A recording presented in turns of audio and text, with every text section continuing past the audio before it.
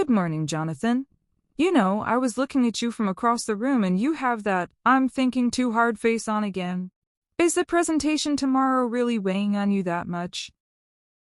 Is it that obvious, Anita? Yeah, it's the big one. Tomorrow is the day I present the quarterly goals to the executive panel.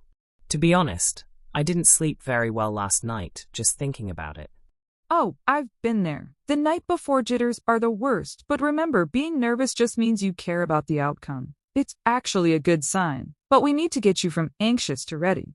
Let's break down your plan. Have you picked out what you're wearing yet? Not yet. I was thinking about my navy suit, but then I wondered if it's too formal, or maybe just a dress shirt and slacks. I don't want to look like I'm trying too hard, but I also want to look like I belong in that room.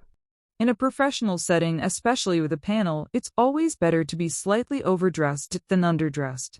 The navy suit sounds perfect. It's classic and authoritative. Here's a trick. Wear it today for an hour while you're at home. Wear my suit at home. Why? Because you need to feel comfortable in it. If you only put it on 10 minutes before you leave, you might feel stiff. You want the suit to feel like a second skin so you aren't fidgeting with your collar while the CEO is asking you about budget projections. That actually makes a lot of sense. I do tend to tug at my tie when I'm stressed. Okay, suit is decided. Now, let's talk about the morning of. I usually skip breakfast when I'm nervous because my stomach feels like it's full of butterflies. Bad idea, Jonathan. Your brain needs fuel to think clearly. If you go in there on an empty stomach, you might get a headache or lose focus halfway through. Try something light, maybe some oatmeal or a banana. And please, limit the caffeine. Really? I was planning on having a double espresso. No way! 1 cup is fine for a boost, but too much will make your hands shake and your heart race. You want to be calm, alert, not jittery, frantic. Stick to water after your first cup. It keeps your throat from getting dry when you're doing all that talking. Valid point. I'll stick to a small coffee and a big bottle of water. Now, about the actual presentation. There are 4 people on this panel. 4. How am I supposed to make eye contact with everyone without looking like I'm watching a tennis match? It's a common struggle. The sweep technique is what you need. Don't just stare at the person asking the question. Start your answer by looking at them, then slowly move your eyes to the other 3 people as you finish your sentence. It makes everyone feel included in the conversation. It builds trust. I've never thought about it like that. I usually just fixate on the person who looks the friendliest. We all do that.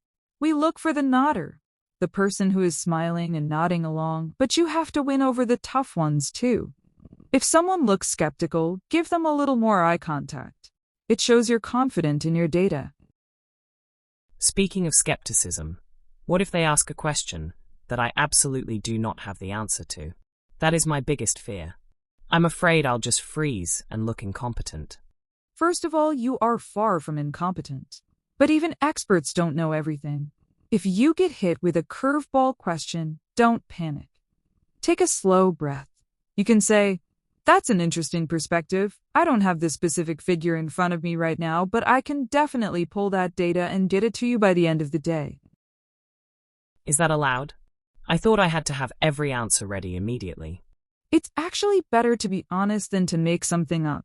Executives can smell a gas a mile away. Admitting you need to check a fact shows that you value accuracy over ego. It's a very professional move. That takes a huge weight off my shoulders. I was trying to memorize every single spreadsheet. Maybe I should focus more on the story of the data instead of just the raw numbers. Exactly. People remember stories and logic much better than they remember cell B14 on a spreadsheet. Tell them why these goals matter. And hey, have you practiced out loud? I've read my notes a dozen times. Reading in your head isn't the same. Your brain processes silent reading differently than spoken words. You need to hear yourself say the words. Try recording a voice memo on your phone while you talk through your main points. Then listen to it while you're driving or making dinner. Listening to my own voice? That sounds cringy. It is a little cringy at first, but you'll notice if you're saying or too much. You'll also notice if your tone sounds bored. If you sound bored listening to yourself, the panel definitely will be. You want to sound enthusiastic. Okay. I'll record myself tonight. I'll try to sound like a person who actually enjoys quarterly goals. That's the spirit. And one last thing, what are you going to do after the presentation is over? Honestly, I was going to go hide at my desk and breathe a sigh of relief. No way. The follow-up is just as important as the presentation. Within a few hours, or at least by the next morning, send a short email to everyone who was there. Thank them for their time and their specific questions. If you promise to find a piece of data, that's when you provide it. Like a thank you note? Precisely. It keeps you on their mind in a positive way. It shows you're organized and that you follow through on your promises. In a big company, those little details are what get people noticed for promotions.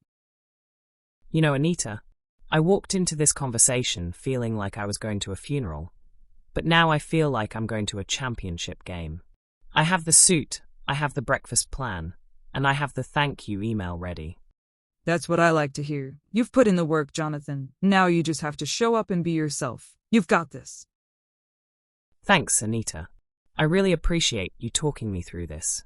I'll let you know how it goes tomorrow afternoon. You'd better. I want to hear all about it. Now go home, eat some oatmeal, and get some sleep.